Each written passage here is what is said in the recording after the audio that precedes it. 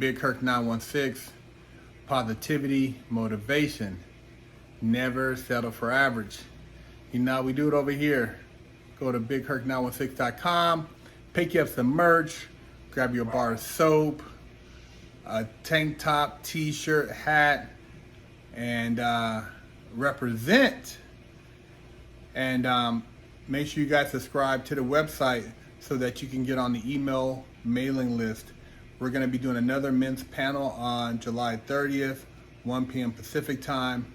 We're going to send out an email blast with the link before the event, and it's going to be private on Zoom. I don't want no bullshit in there, don't want no trolls, so we're not going to be putting it on YouTube. But there's an interview right now going viral that was on the Breakfast Club with Republican candidate Vivek Ramaswamy. Very intelligent, very successful. This guy articulates his viewpoints well, but they had an agenda when they brought him on the show, and they wanted to really make him look like he wasn't qualified. So check this out. Explain to me your position on this civic duty voting. Sure. So my position is, I think that every kid who graduates from high school should know the minimums about the country that we require an immigrant to know about the country in order to become a citizen. So there's a test. My mom had to pass it. Every immigrant has to pass it to this country that asks you some basic questions. What are the three branches of government? What branch of government does the U.S. president lead? Some basic questions about what is the Bill of Rights. It's like a multiple choice exam, or some of them you write in. I think that if we're going to ask immigrants to pass that test, as we should, I think every 18-year-old who graduates from high school should have to pass that as well, because young people, it goes back to that issue of pride. You don't value a country that you don't know something about. You don't value something you inherit. You value something you have a stake in creating, in building, or knowing something about. So how do we think big about this? Well, young people, as I told you, most of them, very few of them vote as it stands today. Super small numbers. And apparently 60% of them say they would rather give up their right to vote than give up TikTok. Well, I say, all right, let's take that to the next level. How about we do something that raises the voting age from 18 to 25, but you still get to vote at 18. Mm-hmm. If you just pass that same civics test that an immigrant has to pass in order to vote. And tests aren't for everybody, so be it. Then you at least serve in the military or a first responder role for 6 months. That's my civic duty voting proposal. And the reason is, I'll actually make a prediction. I think youth voting in this country will skyrocket. From a very low level right now, it will skyrocket because you value something you actually have to earn. That's one side of what it means to be an American. But part of it is we also have duties to this country. And I think the more we wake that up, actually, the voting age only became 18 in 1971 in the context of the Vietnam draft. When is it that you voted for the first time? I voted in 2020. Okay, so you're how old again? I'm 37 years old. So for how many years you sat around and did not get involved at all in any civic engagement? Is that my understanding? A long time is the answer.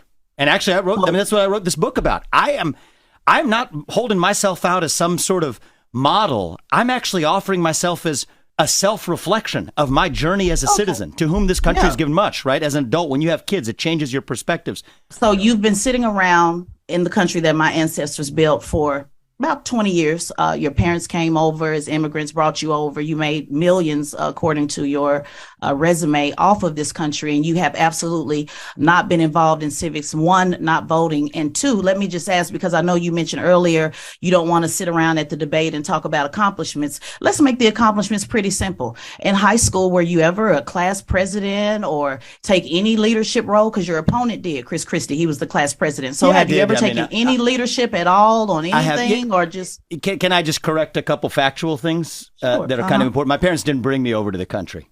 I was born in this country, and I'm proud of that. No, I know you were born here in Ohio. Yeah. Ohio. You mentioned my parents. I'm saying your parents were immigrants. My apologies. That's all right. You said your parents brought you over to this country. I thought my I would set that record straight. I mean, they were immigrants, but let's not go down the water hole. No, we're not going to water hole. I just want to correct a couple facts, and then the other thing is you were born here in Ohio. I was born in Cincinnati, Ohio. That's right. Right. So you've been here your entire life. So the question is, Did you take any leadership role in middle school, high school, class president? I did. I know yeah. you played tennis. What is it? Explain it to us. Student council. But, I think that this is yes, I've held leadership roles over my life, but those don't qualify me to do what I'm doing now. I do think it's I could barely make it through the whole interview because they were just so disrespectful to my man Vivek, man. And it gets me when they keep talking about this guy's qualifications and what makes him suitable to run for president. He's an immigrant and he benefited from affirmative action. And then the woman that was questioning him, talking about whether or not he was involved in high school student body or politics. I mean, come on, man. This guy came out with 4 different types of cures or medicines that's FDA approved that have saved lives, that's helped people, ran companies. You're talking about that was only for him. What do you think? You're talking about you stood up for the people who were getting their papers snatched in school, and another part of the interview, and kids in the lunch line, because you were doing it for the people. What do you think, if you're trying to save lives, is that not beyond your own personal gain? You're not taking all the medicine. You're creating medicines or cures to help people around the world. And when you talk about the other president, Christie, that he was involved in high school politics, so he's more qualified. Get the hell out of here. Are you for real? I can't believe some of these black people they put on these programs to slam these politicians. It just blows me away, man. I mean, as soon as he said he was running for the Republican already, they had it out for him. They already didn't like him. This guy's very successful. He's a multimillionaire. And they don't want anybody that felt like they're accomplished the American dream, because lo and behold, everybody on the show is very well off. So for them to say they're still blaming white supremacy, Charlamagne, where's the white supremacy at? Where are the dudes running around with hoods? The white supremacy, I mean, so the white supremacists, they told all the black people to now not work together, to not build businesses together, to not kill each other. They've conditioned them to do all these different things through white supremacy. So you mean to tell me we are that incapable, we're that pathetic that we still are suffering from white supremacy? Even though the Nigerians, the Moroccans, the ones from Ghana, the African, all of them have overcame the Dutch and the Brit, all these different colonization. And a lot of those people have become successful. Not to say that they don't have their issues, but you're still blaming white supremacy, and all those people are in line going across the border through Mexico to get over here because they feel America is better, but they're not talking about white supremacy. Only people still complaining about that is black people here who never seen a white supremacist, who have all the opportunities in the world, who have never been locked up. You ain't got a felony, but you're still screaming victim. You're on a show making millions of dollars. You still talking about where's your white supremacy at? This shit's ridiculous, man. We steady complaining and feeling sorry for ourselves and blaming white people, man. God damn, when are we going to accept that if we get our shit together, like they had it together in the 1930s and the 1920s, 1940s, and when they had their own banks and businesses, then you don't need to worry about white supremacy because you'll have black supremacy. Where are you at as far as going out and getting other entertainers, athletes, and people together to create black wealth? Where are you at with that? I don't have the platform. You guys have the platform. And then you bring in this woman in who served, okay, you were an Air Force veteran, but you're saying because this man didn't serve, but because he's now saying that he wants to take a role and trying to change the narrative and the vision of America. The whole thing about the vision of America, okay, black people they weren't involved. They weren't considered to be part of, quote unquote, the Constitution. But things have changed. You got multiple black millionaires, billionaires that are doing well. You got a lot of black people who have opportunities, who squander opportunities, and then others share opportunities, but they are creating wealth. What is the excuse? And what makes this man any less credible because he wasn't in school politics to not run for president? You mean to tell me all these other presidents were somehow involved in something in a lower level as far as school politics? Have you ever ran a business? Running a corporation that makes millions of dollars, that takes a hell of a leadership role. So for you just to discount this man's civil commitment to serve the people, he didn't serve. Yeah, just because he didn't go in the military? Come on, man. You're not listening to his whole vision, the premise of what he's saying that he would like to do. And I'm not saying he's the best candidate because I haven't put him up against RFK or Donald Trump. But you probably voted for the man in office right now. All these black people were supporting this man, and the country's destroyed. And you continue to support, and you don't speak out against the mayor of New York who is running up immigrants all through your neighborhoods. Crime is at an all-time high, and you don't speak out against the other person in California who has ran that state into an abyss and continue to run it into the dirt. All blue ran states.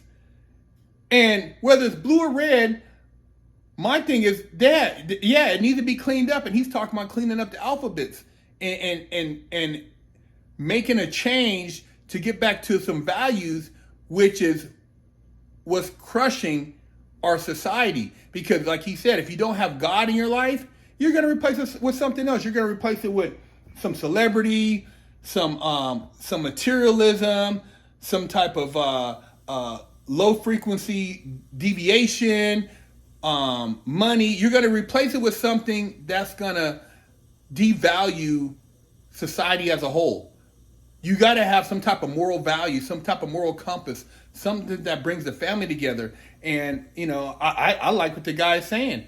I hadn't heard of him before he announced he was running for president, but I'm not going to knock the guy just because he is with affirmative action, just because he's a successful creator of medicines that's helped people, because he's Indian. I'm not going to knock him because of all these different things, and because he's running for the Republican Party, say he's not the one. And I didn't vote Republican or Democrat.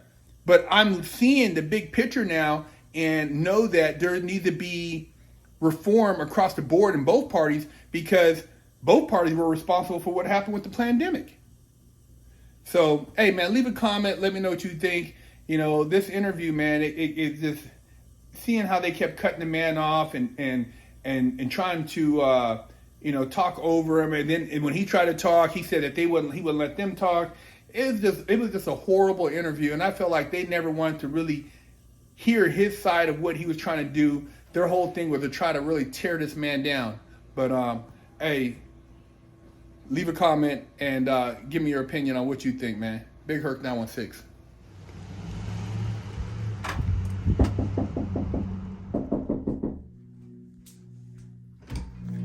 Hello, my name is Big Herc 916, and I'm with the Wash Your Ass Committee. And I'm traveling across America, helping people wash their ass and get their booty holes clean. And I have with me here today Wash Your Ass Soap. And this one in particular is Butt Naked Scrub. But I also have Festival, Oatmeal Milk and Honey, Jamaican Me Crazy, Monkey Farts. And all these scents smell very good. They will help cleanse your body of funk and also make you feel better about yourself. So if you can go to BigHerc916.com, you can pick you up a bar. And my goal is to help America combat funk. Go to the Herc store at BigHerc916.com and pick you up a bar of soap so you can wash that ass, or pick you up some Never Settle for Average merch, or some of the Muscleup Car Lifestyle merch. We have hats, Never Settle for Average. Got the Muscle Up t-shirts. We also have the Never Settle for Average tank tops. Got the Muscleup Car Lifestyle hoodies. Got the beanie caps. Hey man, represent. And I know you guys aren't average, so pick you up some swag and step your game up. Hello, I'm Big Herc 916. Contact me for life coaching and motivational speaking.